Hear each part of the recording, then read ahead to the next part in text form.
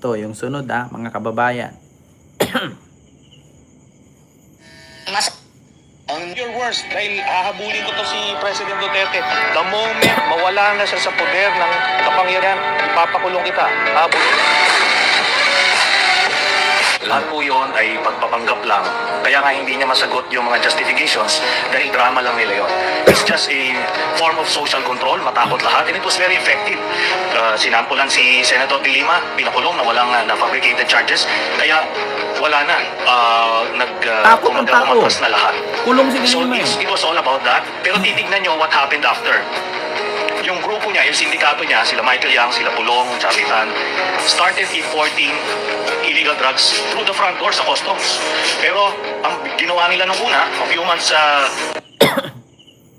Kita ninyo mga kababayan.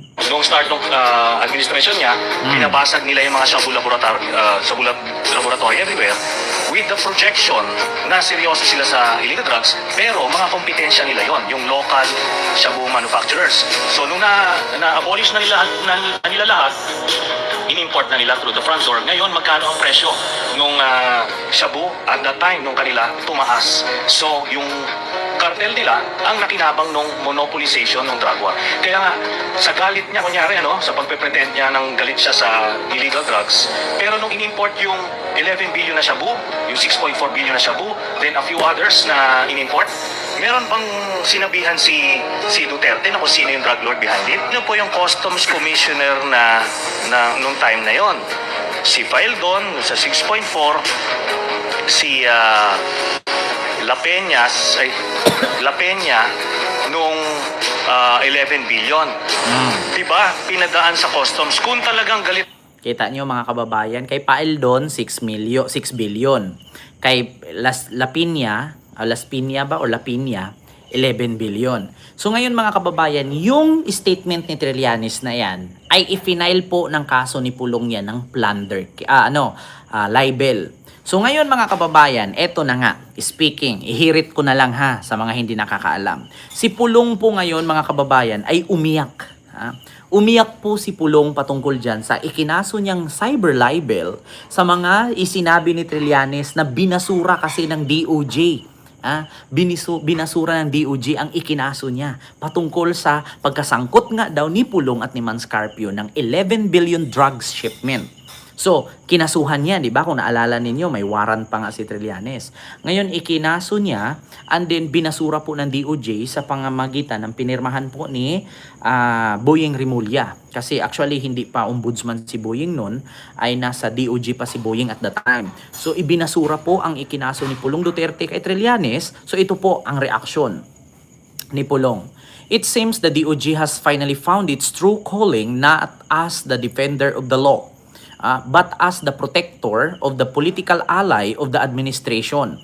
Dismiss the cases against Trillanes? Of course, that's the new justice system of the Philippines. Our justice system deserves better than the ombudsman and the DOJ who play politics instead of protecting the truth. So ang sabi niya dito ng SMNI post or ang DZER, ang post po dito, matapos ibasura ng Department of Justice or DOJ ang mga kasong libel laban kay dating Senator Antonio Trillanes, binatikos ni Davao City Representative 1st District Paulo Duterte ang naging desisyon ng ahensya, sabay giit na this is not justice, this is reward. So ayon kay Pulong, matapos ang 7 taon na halos kumpletong paglilitis, bigla umanong bumaliktad ang DOJ sa sarili nitong resolusyon na pirmado pa noon ni dating Justice Secretary at ngayon Ombudsman Boyeng Rimulya. Dagdag pa niya, that's the new justice system of the Philippines, one where friendship and political accommodation trump accountability, sabay punto na pinaburan ng administrasyon ang kanyang mga kaalyado. 'Di ba? Ang reaksyon ni Pulong mga kababayan dahil dito po sa statement ni Trillanes, ito po. Nagalit ka at hindi mo kasabwat yung nagpasok na yon. You should have hung these people kung talagang ganun siya magsalita Pero anong ginawa po niya? Pre-promote niya. Pre-promote niya po ito. Pre-protectionan niya kasi mga kasindikato niya.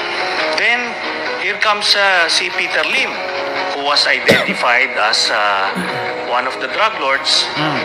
Pero same triad nila Michael Yang, kaya hindi nila mapatay, pinaalis na lang.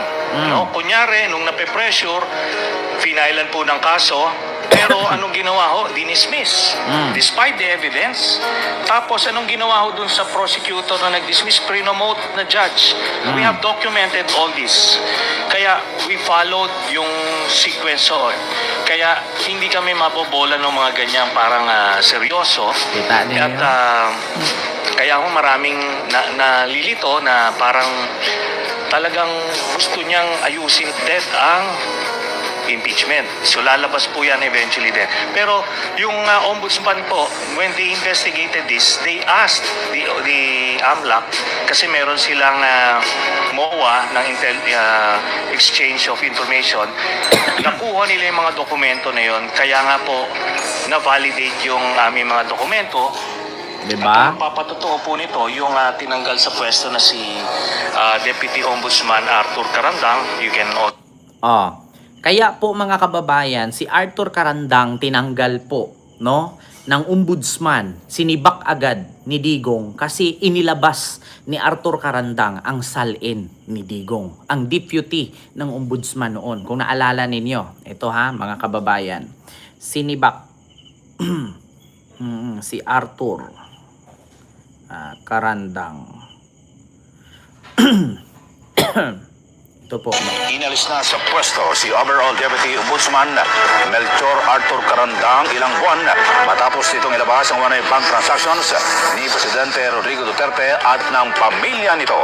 Mismong si Special Assistant to President Christopher Bongo ang nagkumpirma sa pagkakasibak ng opisyal batay sa inilabas na desisyon ng Office of the President na Kita ninyo? Sinibak si Arthur Carandang kasi inilabas ni Arthur Carandang ang salin ni Digong. 'Di ba? Pero bago po isinibak si Arthur Carandang, ay nakuha po ni Trillanes lahat ng dokumento ng salin nila. Kaya ito po mga kababayan, connecting po ito, lahat po connecting yan. Kapag yung mga papers na nakuha ni Trillanes mula kay Arthur Carandang bago siya sinibak, ipinasa po ni Trillanes sa ombudsman yan. I-file po yan. So sa madaling salita, nandun po yan nakatenga. Sundan na lang po yan at bubuhayin at bubuksan ni Boying Rimulya. Diyan yan malalaman. Hindi kasi, sa totoo lang mga kababayan, hindi kasi tumalab dun sa impeachment kasi naharang ng Senate. Sabi nga ni Trillanes, yung kaso ni Digong sa ICC, 7 taon kong inantayan. Ito pa kayang impeachment? Hindi ko kayang hintayin.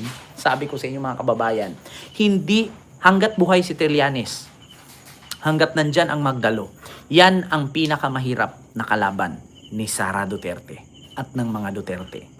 Kaya sabi ko sa inyo mga kababayan, kita ninyo. Sabi ko sa inyo, kahit ako, hindi ako mag-research. Tingnan nyo, hindi kasali to sa usapin. Dinagdag ko lang. Idugtong-dugtong mo yan ako. Sa totoo lang, lahat ng nababasa, napapanood ko. Noong panahon na tinawag ko si Trillanes na baliw, tinawag ko na trililing, tinatawag ko sundalong kanin, hindi ako naniniwala. Bagkus, nilalait ko pa. Pero ngayon mga kababayan, for all of the sudden, na-realize ko, tama nga talaga si Sentry. Tama nga talaga si Trillanes. Totoo, 110% accurate. Simula nung nakulong si Digong, doon ko na nasabing, Senator Trillanes, I'm so sorry for what I have done before. Because damage has been done, pero hindi po kaduwagan ang pagsusori. Hindi po kawalan ng dignidad ang pagsusori. Bagkus yung taong hiningian mo ng sorry ay napapatawad ka. Kaya sa totoo lang mga kababayan, totoo po talaga lahat ang mga pinaglalaban ni Trillanes. Tignan ninyo, nung inilabas ni Arthur Carandang ng Deputy Secretary ng Ombudsman, sinibak agad, 'di ba? Kasi ayaw nga ni Digong malaman. Kaya nga sabi nga ni Digong, wala akong pera. Mahal ang bayad sa eroplano papunta sa Quadcom, umasa lang ako sa retirement pay. Mahal yan. Pero nagulat ako ngayon nung nandun na ako sa ICC. I am Rodrigo Roa Duterte. My middle name is Roa.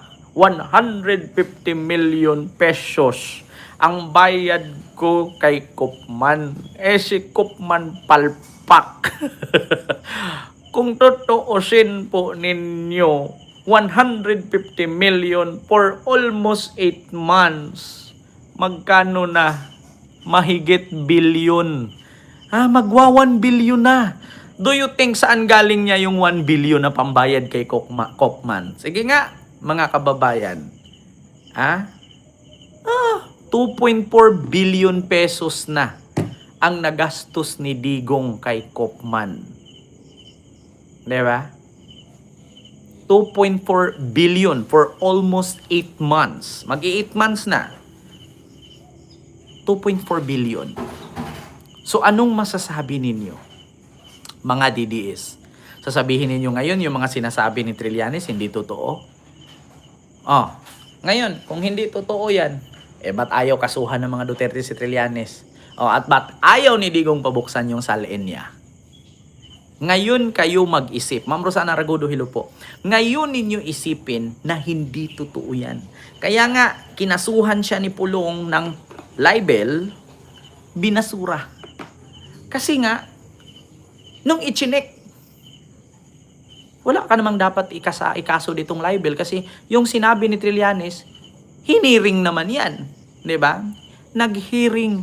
Andun pa nga doon, gumanon sila dalawa ni Mans Carpio. So, paano mo masasabing kasuhan mo siya libel? Nakita naman kayo doon umattend kayo sa hearing na kinasuhan kayong ganyan. Yung libel, pinasura.